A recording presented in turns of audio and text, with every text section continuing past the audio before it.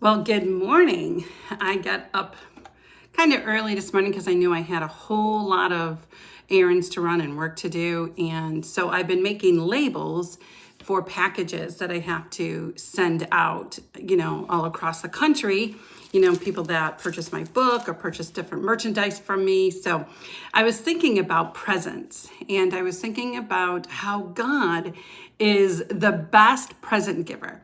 That sometimes his presents come unexpectedly. Sometimes his presents come in a moment that we needed that present. Sometimes his present comes in a stillness, of the night. Sometimes his presents come and they're coming, and you've just been waiting so long.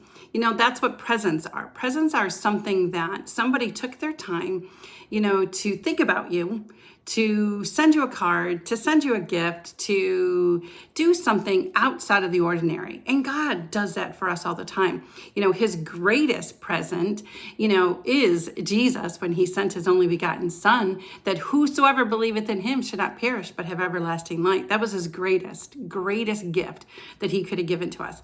His other greatest gift is the word of God, because every time you open up the word of God, you get another present, you get another nugget, you get another revelation, you get another, whoa, I didn't know that. And he does that continually in our lives. He renews our mind daily, and he tells us that he will give us something daily, and a present. Sometimes the present is like, okay, what does this mean? Sometimes the present is like, oh my goodness, I've been wanting something like this. Sometimes the presents are like, wow, that was a surprise. I didn't see that coming.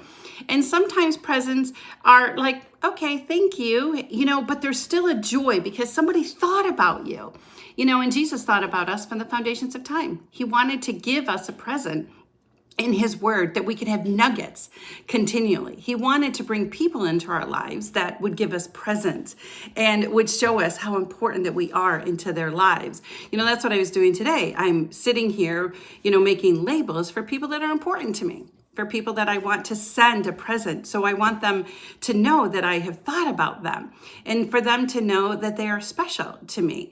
So today, my challenge is to you is to send a present. Send a present, pay somebody's coffee behind you. Do something, write a card to somebody. I run an organization called Sunshine and Encouragement, where I have women write cards to people that are in need of a sunshine. Well, it was really kind of cool. As I'm thinking about this, I get a present in the mail from Amazon. So I am so blessed that God gives me a present in the midst of me giving other people presents.